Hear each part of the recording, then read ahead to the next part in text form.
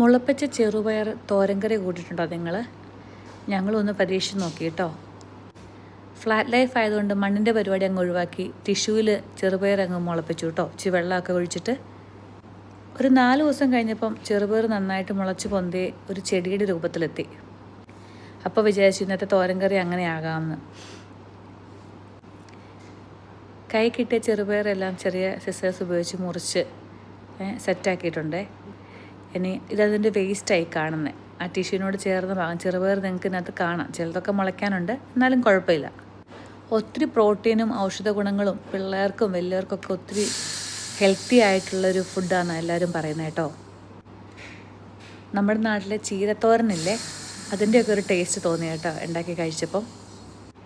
മുറിച്ചെടുത്ത ചെറുപയർ മുളപ്പിച്ചത് ഒരു ചെറിയ പാത്രത്തിലേക്കാക്കി കേട്ടോ.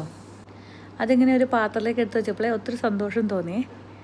നല്ല പച്ചപ്പും ഫ്രഷും ഒരു മായവും കലരാത്ത അതൊന്ന് ക്ലീൻ ചെയ്തെടുത്ത് അങ്ങ് കുനുകുന കൊത്തിയരിഞ്ഞ് ഇച്ചിരി സവോളയും പച്ചമുളകും തേങ്ങയൊക്കെ ഇട്ട് ഒരു തോരൻ വെക്കാനുള്ള പുറപ്പാടാട്ടോ. ആ തോരൻ്റെ കൂടെ ഇത് വെന്ത് കഴിയുമ്പോഴുണ്ടല്ലോ 2 മുട്ട അങ്ങ് ഉടച്ചൊഴിക്കണേ.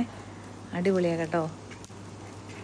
പിന്നെ ഈ തോരനൊന്നും കഴിക്കാത്തവർക്കും പിള്ളേരെയൊക്കെ പറ്റിക്കാൻ നല്ല സുഖമാണ്. ഈ മുട്ടയുടെയും കൂടെ ഒരു ടേസ്റ്റ് വരും വേറെയാണല്ലോ. അങ്ങനെ ആവി പാർന്ന തോരൻ റെഡിയായി. ഞങ്ങളൊരു കൊച്ചു പാത്രത്തിലേക്ക് എടുത്ത് വെച്ച്. നിങ്ങളിൽ പലരും ഇത് ഓൾറെഡി ചെയ്ത് കഴിഞ്ഞവരായിരിക്കും. എന്നിരുന്നാലും ഈ വീഡിയോ ആർക്കെങ്കിലും ഉപകാരപ്പെടട്ടെ. Thank you.